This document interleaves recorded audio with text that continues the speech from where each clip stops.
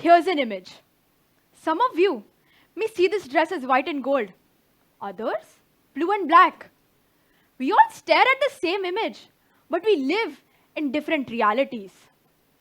In April this year, researchers at Berkeley claimed to invent a new color called Olo.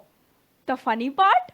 This color on the screen isn't even an exact match. Only 5 people have ever truly captured this hue. Olo is not a new name. It's a new experience. It wasn't the pigment that changed. No, it was the brain seeing it. Isaac Newton once said, "Color is not in the object, but in the mind that perceives it." Color is not a physical property. It's a shared illusion created by our brains. This picture explains everything. How many colors do you see? You could see this, or maybe even this. Some women with tetrachromacy can see millions more colors than the rest of us. Similarly, the Himba tribe of Namibia classify colors in ways that make others fail simple color matching tests.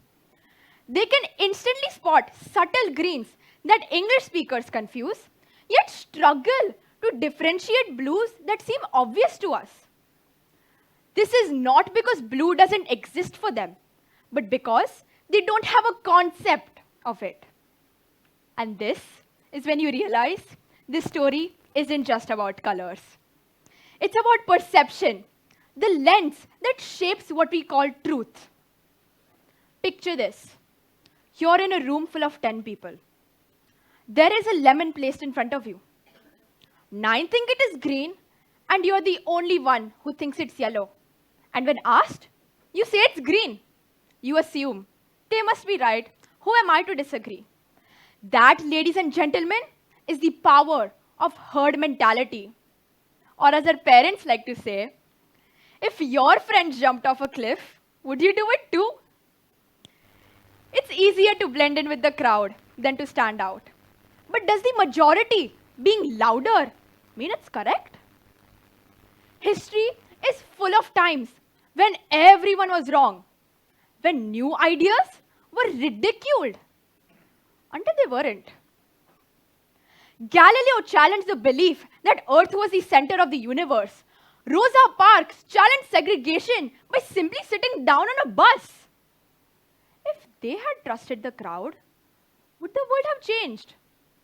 So maybe the question isn't whether the dress is white and gold, or even blue and black. 2 people can see the same thing, both be sure they're right, and both be right.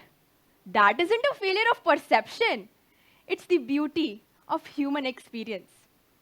The real power lies not in seeing what everyone else sees, but in questioning why we see it that way. Every major shift in human history began with someone who refused to see the obvious. Someone who looked at a problem and said, what if it isn't what it seems? Take the Wright brothers. Everyone told them flight was impossible. The laws of physics, they said, wouldn't allow it. But maybe it wasn't the laws of physics that were the problem here. Perhaps it was the limits of human imagination. So when you say, I see something this way, that's not just an opinion. It's a tiny little act of creation. And yet, every day, we trade our perception for the comfort of belonging. We scroll, we like, we share. Often not because we agree, but because we don't want to stand out. We forget that progress never started with agreement in the first place. It started with discomfort. We don't live in one world. We live in 8 billion different versions of it. When we start to understand each other's perception, we don't just change how we see colors, we change how we see people. History only ever remembers those who stood out and dared to say so. You may look at the same world as everyone else, but your eyes, your experiences, they give it a different meaning. And that meaning might just be the missing piece the world has been waiting for. Right now, I want you all to question a belief you hold and then ask the person next to you for their opinion. Because sometimes seeing differently is the first step towards seeing more clearly. Thank you.